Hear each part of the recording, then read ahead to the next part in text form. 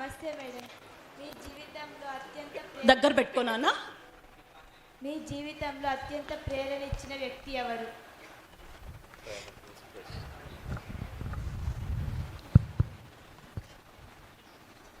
నా జీవితంలో చిన్నప్పటి నుంచి మా నాన్నగారు నందమూరి తారక రామారావు గారు,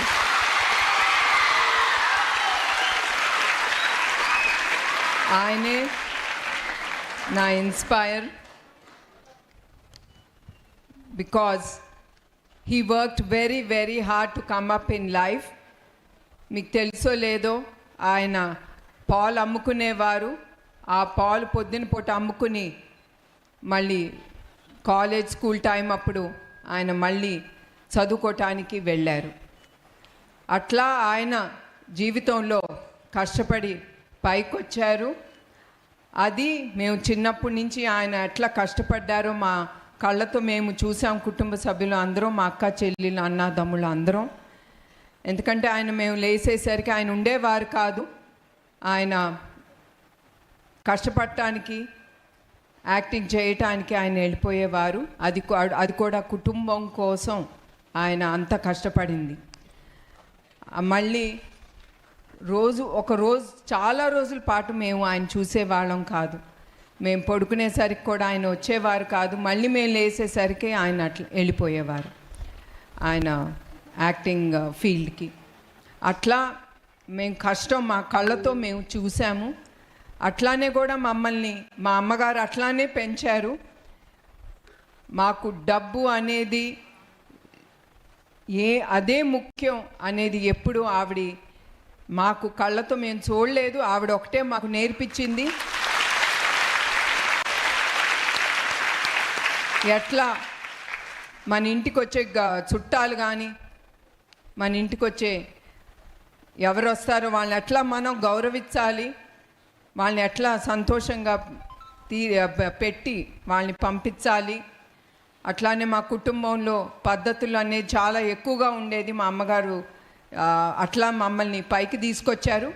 అట్లా మా నాన్నగారు మా అమ్మగారు వాళ్ళిద్దరూ నా స్ఫూర్తి, నా జీవితంలో ముందుకెళ్తానికి.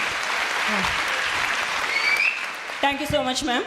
Next question doctor Ambedkar Gurukulam school నుండి 9th క్లాస్ అబ్బాయి భువన్ మాట్లాడుతున్నారు.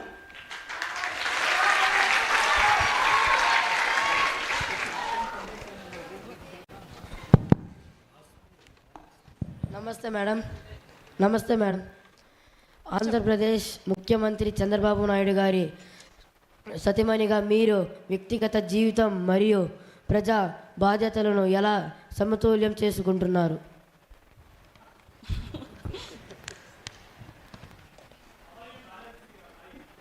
Life between politics and personal life as a CM's wife. Yeah. And నాకు చిన్నప్పుడే పెళ్ళి అయిపోయింది, చిన్న వయసులోనే. నాకు తెలీదు రాజకీయాల గురించి ఏమి, ఎందుకంటే నేను అప్పుడు ఫైనల్ ఇయర్ డిగ్రీ చేస్తూ ఉన్నాను, బిఏ. సో ఆ వయసులో పెళ్ళైనప్పుడు న్యాచురలీ యంగ్ ఏజ్లో పెళ్ళైనప్పుడు you mould into the husband's life. And అట్లా నేను ఆయనతో మోల్డ్ అయ్యాను. అదే కాకుండా నాకు తెలుసు చంద్రబాబు నాయుడు గారు ఆయన ఎప్పుడు ప్రజలకి ఏం చెయ్యాలి అనే ఆలోచనతోనే ఉండేవారు. ఆయన అనుకుంటే ఏమైనా చేయొచ్చు, ఆయన ఎప్పుడు ఒక్క తప్పు ఆలోచన అనేది ఆయన ఎప్పుడు తీసుకురాలేదు. అది కూడా కుటుంబం కోసం ఆయన ఎప్పుడు తప్పు అడుగు వేయలేదు, వేయబో కూడా. అట్లా కష్టపడే వ్యక్తికి ఎప్పుడు కుటుంబం అనేది సెకండరీ అవుతుంది. It is always the family becomes the second, and it is always the people that he thinks far. A leader is always like that. It's not only he thinks about himself, he thinks about how to take the institution, like how Mr. Raghavan is also doing here. The same way, a leader is a person who always thinks what he can contribute, how to take his state way forward. And like that I have molded into his life. And of course when I'm the secondary, it doesn't bother, because I know he is doing for the good for the society. And of course, I run a industry that keeps my time full. I have no time for other activities, and we have NTR Trust, where we do a lot of social services for the people, for the needy, and of course, we run a school for the poor and needy children. We give free education, the hostel facilities, and so till now 2022 students have moved out of the school. It is in Challapalli. So all these activities keep me very busy.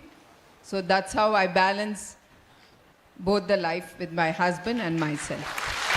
Thank you, ma'am.